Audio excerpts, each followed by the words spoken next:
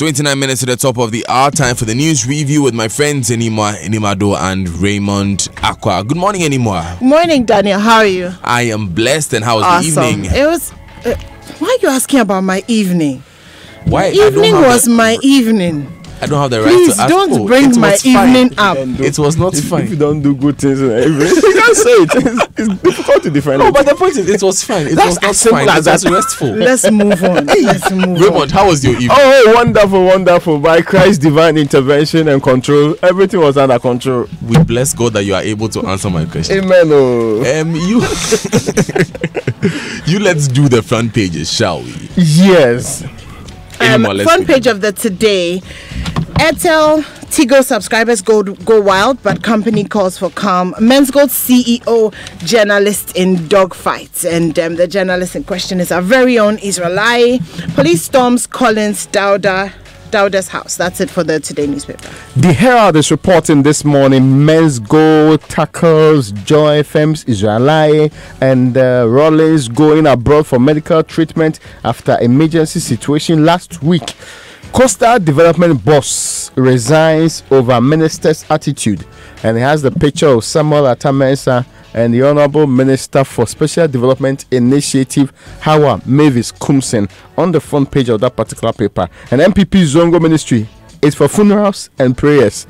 You know. Please, we see this. Veteran politician Hudiaya is the one saying so. Funerals and prayers. On the front page of the Daily Guide, Nana grabs outstanding award. That's the award that he received from the U.S. Chamber of Commerce. Parliament approves Supreme Court nominees. Major changes in police. Teacher license exams on hold. And police grill Collins Dowda over EC chaos. That story trending on most of the front pages of the newspapers. Let's stay with the guide, but this time around to the New Crusading Guide. And it says here, despite hard times, you are better off under the MPP than the NDC. This is Vice President Dr. Baumia speaking there. An NDC flag bearer race Adban Bagben eclipses Joshua Alabi in Pristia. And also there's a story about global community now eager to engage with the people of this country because you are open for business. This is President Akufo-Addo speaking. On the front page of the Daily Statesman, business community shows interest in Ghana's economy, and free SHS parents save 1,075 Ghana cedis per ward. Now, the Chronicle is also reporting this morning, my success is being recognized by the business community, and that's also according to the president. And MPs, they knew about the Star Times deal. This is the Minister for Communications dismissing again ugly noises, and that's on the front page of the Chronicle. On the front page of the Daily Graphic, Parliament approves 4 justices for Supreme Court. There's also a special supplement on the pharmaceutical sector inside. Failed 31,196 BECE candidates. Government pays for resits, and the story about changes in the police service also on the front page of the Daily Graphic. On the back page, one arrested over murder of GCB security man. As I said we talked about the story yesterday. Work on projects at UMAT stalls for lack of funds. Now, the Ghanaian Times is reporting this morning. Government secures 2.5 billion Ghana cedis for guess Daniel. 2.5 billion. Let me guess. Yes. Does it have anything to do with factories? Yes, yeah. Some letter and figure. Yes. Oh, it's 1D, 1F. Really? Brilliant. Alan Chemati is the one saying so. He's trade and industry minister. Now, 10,000 to be paid next 2 weeks. This is a connection with salary arrears of teachers, and there's a strike that GTUC, the Ghana Telecom University College, lecturers are embarking on, and this is indefinite anyway. Final newspaper from me. We must go beyond economic stability. That's according to Vice President Baumia. He also talks about the fact that free SHS has saved parents thousands of cedis. And President Akufo-Addo is also talking about the fact that the global business community, are eager to engage with Ghana. Yeah. Now, the Final is reporting this morning that bear with government over fuel prices, and Brent crude is now breaching $81 per barrel, and it's the highest since November 2014. There's also more stories on the front page of the Business and Financial Times that anymore you should get to know about. Use energy levies to ease financial crisis.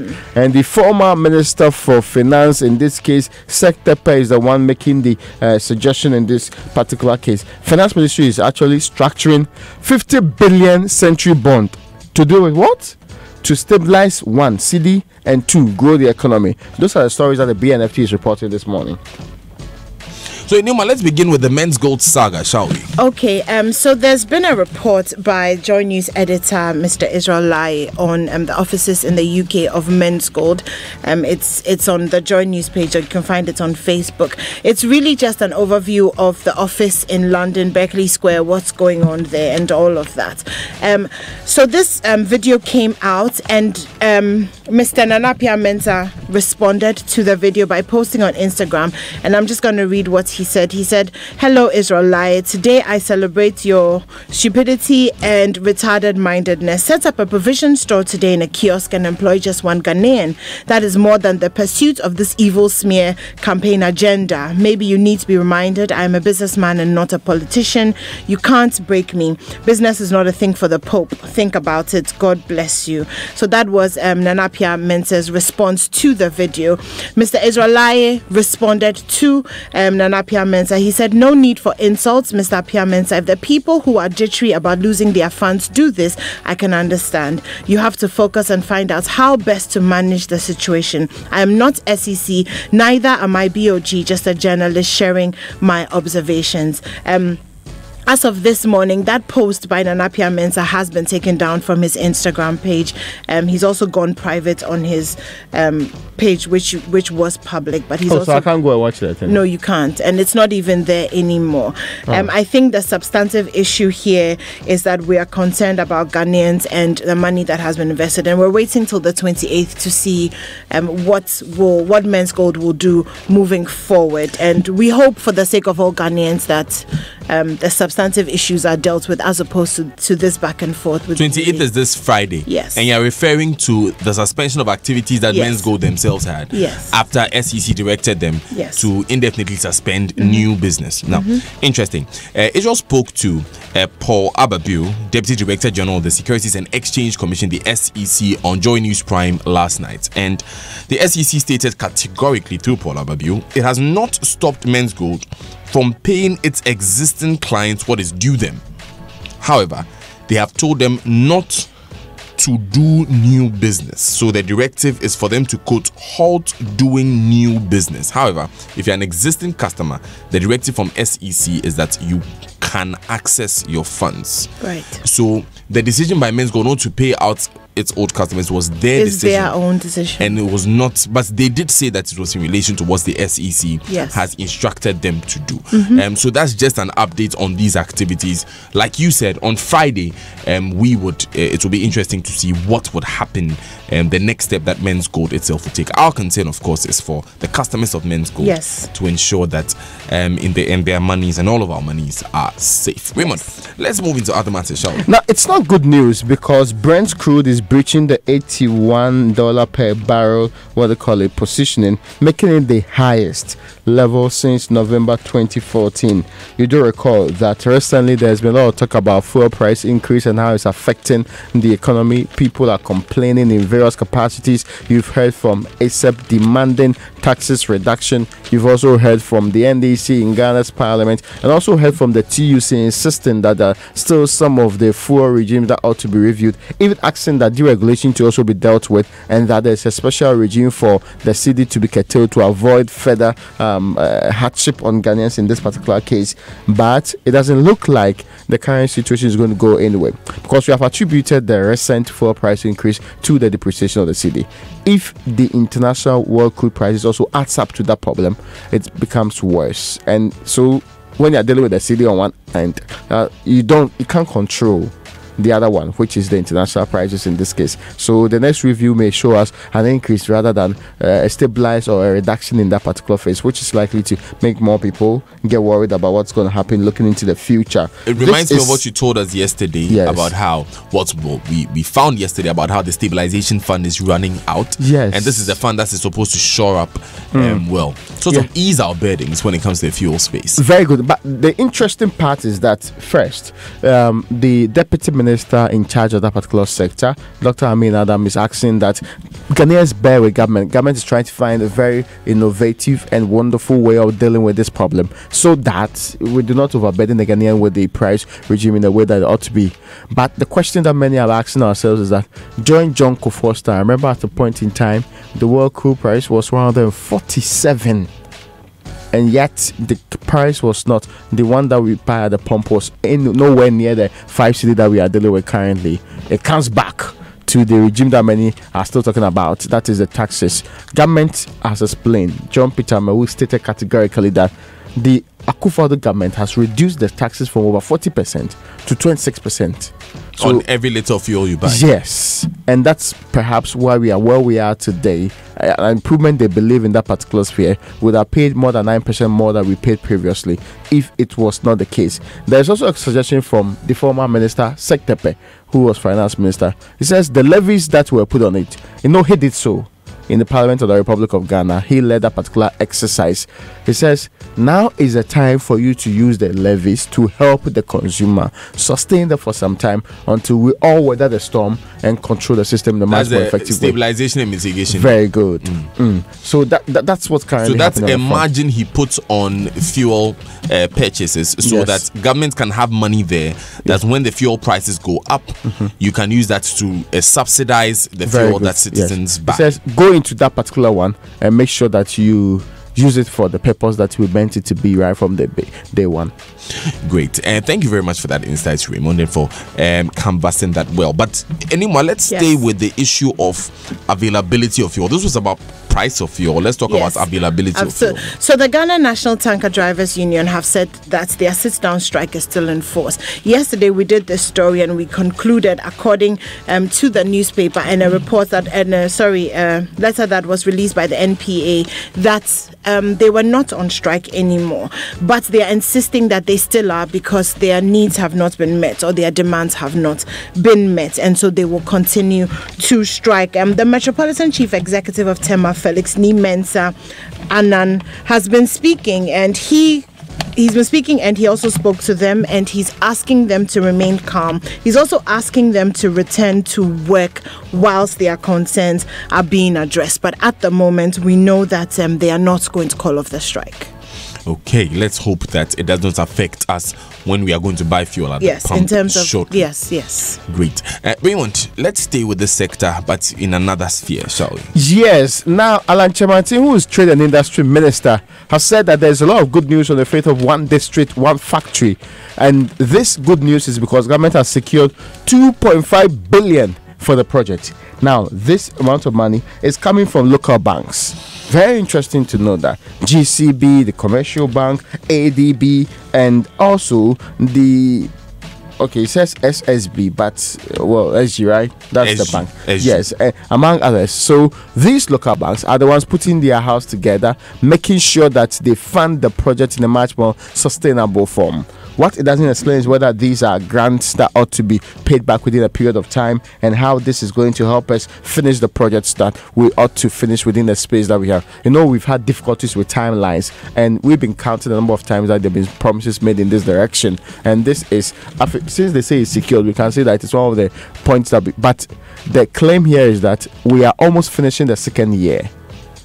Government is saying that some of the projects are being completed and some are completed. We want to know whether or not, as Osafo has stipulated before, we can meet the per district claim in this particular case. Don't forget, when the NPP made the promise, there were 216 districts. Now there are 254 or so districts in the country. The suggestion is that we may not be able to give all of these districts the factories that they need. Which ones have been completed? Which ones will be completed? How many jobs are the people of Mankasim expecting out of this particular project, so that they can plan for their future in a much more I like the way you form. stayed with your hometown. I'm also worried about Okay, but then, you know, the last time we got an update on this was during the media budget review in Parliament, where we received a document from the Deputy Finance Minister detailing a number of factories and the level of completion. We would have to go back and look at these to see the updates from then, because that was a few months back, so we can establish fully how soon the people of Mankisim and everywhere else would have their factories. Anyway, let's move from these issues and talk about education now. Yes, so you know, we've been talking about the teacher license exams for a while, and for me, every time we talk about it, the thing that stands out is the power that this gives us in terms of being able to hold teachers accountable and also being able to trace their steps. I mean, when we talked about this teacher who abused this little girl, we stated very categorically that if there was a license, then it could be revoked and prevent teachers from being in positions that they shouldn't be based on things that they've done. But this teacher license thing is having a bit of resistance. There are 4 teachers who have filed a suit against the teacher license. So the exam is on hold for now. Now, GES wants to standardize teaching, and we're on their side, or I'm on their side on this one. So this is what the suit is about. They're saying that the public and private teacher training graduates have been taught under different curricula, and so therefore it will be difficult to examine them in a general way that covers all the different kinds of curriculum that they've gone through. Also, the fact that they need a license before they can teach, because they're saying that if they've gone to school and they've graduated, then they should be able to teach without a license. The other thing that they're talking about is the fact that all teachers who graduated between 2010 and 2017 do not need this license, and therefore they don't see why they, moving forward, class of 2018, need this license. Because of that, the exams are on hold until this matter is duly settled in court. So once again, we're going to have to wait and watch that space. Exactly. If the idea, Raymond, is we want to be able to monitor these teachers effectively, and we want to be able to track them and standardize teaching, standardize them and have them improve themselves as time goes on, is it possible that we could find alternative modules for this? Yeah. If we are doing innovative teaching, probably the mode of assessing the teachers would have been also being innovative in any way, because really, because of how we run our education system, yes, it is likely. And you see, the signal that's been sent is that teachers don't like the examination. I think students should be very worried about the fact that teachers don't like examination. I know, right? I agree with you. I would not say the name of the lecturer. I was sitting in an engineering math lecture at a point in KUST, and this lecturer tells us, okay, he was an instructor at the time, he was filling in for it. He tells us that I picked your last semester examination, and these are 70 multiple choice questions, and in about an hour I had done only 10. Yeah. Okay. I'm sure a lot of engineering math students can relate. Of course, I am not suggesting in any way that these teachers are afraid of examinations. They have raised issues that need to be addressed by government, but that's ideal. Before they go and sit the exam. Yeah. I see. They should sit the exam and then I don't see students raising issues before they go and sit the exam. No. You see, the teacher license exam is an exam that after you take, you have your license. That means that if I am a 2018 student and I have an issue, and it is not addressed before I write the exam, it will never be addressed before I write the exam again, because I write the exam once. Yeah. Exactly. So it is before the exam that they can raise the issue. I see. All right. Okay. Guys, let's move on, shall we? Anyway, and before we get ourselves into trouble this morning. Let me bring you a story that's actually in the Chronicle. The story is about what happened in Parliament yesterday. Now, the Speaker of Parliament, the Reverend Mike Eronokwe, the proper Reverend Mike Eronokwe, was annoyed because there was a problem with one of the members of Parliament. And the former Minister Collins Dauda, his home here in Accra and also in his constituency, was raided by the police. They searched the place, and the Speaker insists this is contrary to established standards and privileges granted MPs in the Constitution. The understanding is that there is somewhere in our laws where going to Parliament or returning from Parliament, the MP cannot be accosted by a security agent in this particular case. And the Speaker said all that was required was write to me. I would then produce the member of parliament to you when and how you need them. The speaker then said, no, we're not even going to allow the young men police officers to be the one taking him away. Monkeys play by sizes. Thank you. He will go with a delegation to go and meet the head of the CID so that it is monkeys play by sizes, clearly. So he'll go and meet the right people in the police service and sort out the matter.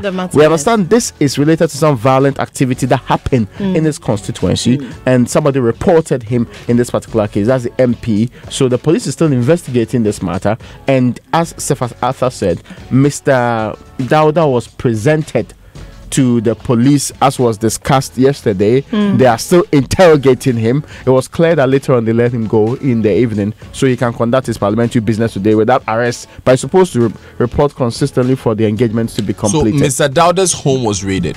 Yes. But the law that covers it is if he's going about parliamentary business. Yes. Well, he could have been going about parliamentary business in his home. Yes. That's fine. The Speaker of Parliament, Michael Quay, says that if you want to investigate a member of parliament, you should come and see the speaker. For the speaker to bring the member of parliament to the senior police officials for him to be interrogated. Yes.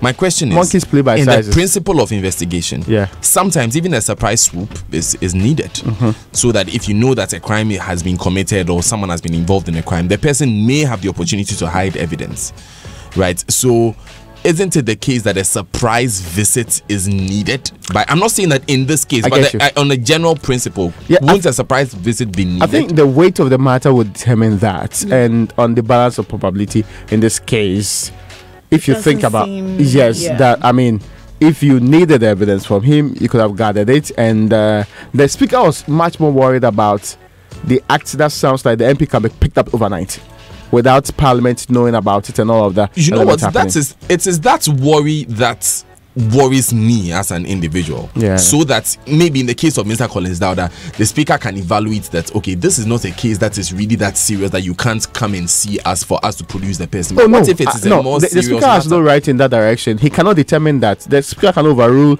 the directives of the law. The speaker can only make available the man at a very convenient time. That's it. No, the point of making someone available at a convenient time is my question. Because if someone has been found to have been involved in a very serious crime, as is suspected to have been. Suspected, thank you. Is it the principle that we should go and see the person's boss so that the person's boss can produce him? But these are people in extraordinary positions. The member of parliament is representing the constituency. He's a lawmaker. He might be needed in parliament to do a very urgent business, which may actually hold the entire state to ransom. If you consider this against the investigation, because we expect ordinarily the member of parliament to be above board. I mean, not like the other. Giving him the benefits of the doubt. I just wanted to raise my a few questions there. But guys, let's move on, and we're going to do the online news review now. It's brought to you by Zenith Bank. In your best interest, Goyle Good Energy, and download the Safe Doctor app now from Google Play. Safe Doctor, the future of better medical care. You've got great love for your vehicle. You want the engine to last longer and perform to its maximum. It's okay. Goyle has the new super synthetic 5W20 and 5W30 lubricants for you. These specially engineered superior engine oils work efficiently on all modern petrol and diesel engines. They clean, protect, reduce fuel consumption, prolong oil change intervals, and enhance engine performance from startup till you switch off. Go to any Goyle filling station and grab the new Goyle super synthetic 5W20 and 5W30 lubes. Engineering innovation for your vehicle has arrived. Goyle Good Energy. Now, Zenith Bank is 13 years in Ghana.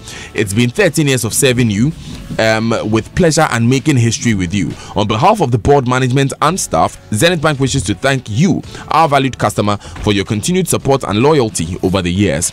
Because you trusted us with your business, Zenith Bank is bigger, stronger and faster. We invite you to join us for our 13th anniversary health walk on Saturday, September 29, 2018. The venue will be Zenith Bank head office on the Independence Avenue at 6 a.m. prompt. Come, let's walk and celebrate. Zenith Bank, in your best interest. MyJoyOnline.com says the SEC says it has not stopped Men's Gold from dividend payment. Men's Gold disagrees. So that's update I gave when we're doing that story. Men's Gold disagrees with the SEC statements. Men's Gold disagrees with a lot of people say you can pick the people. Say that we disagree, we can pick the people. Star Times deal. Government's haughtiness blamed for controversy. That's also on myjoyline.com. Ghana US reached diplomatic agreement to deport 7,000 persons. You want to guess where they're being deported from? On other online stories, bbc.com, Kenya, Waihiga Mwara wins BBC World News Komla Dumo Award. Congratulations to Kenyan Waihiga Mwara. You won the BBC World News Komla Dumo Award. There's also an article there on Komla Dumo, the face of Africa. We're going to move into the BBC News at 7 now when we come back from these messages. But before we do that, let me tell you that payments for SNIT Tier 1 contributions is now more convenient at First Atlantic Bank. Kindly visit any of our branches and follow these 3 simple steps. Employer must first validate their contributions via the SNIT portal or at any SNIT branch. Also, a payment advice with a 16-digit SNIT validation code would be issued to the employer.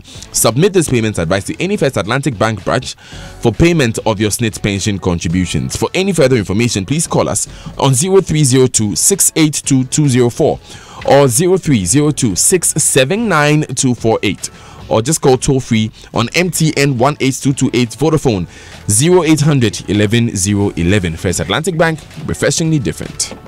This was Kwame's life before Interplast in Green Irrigation.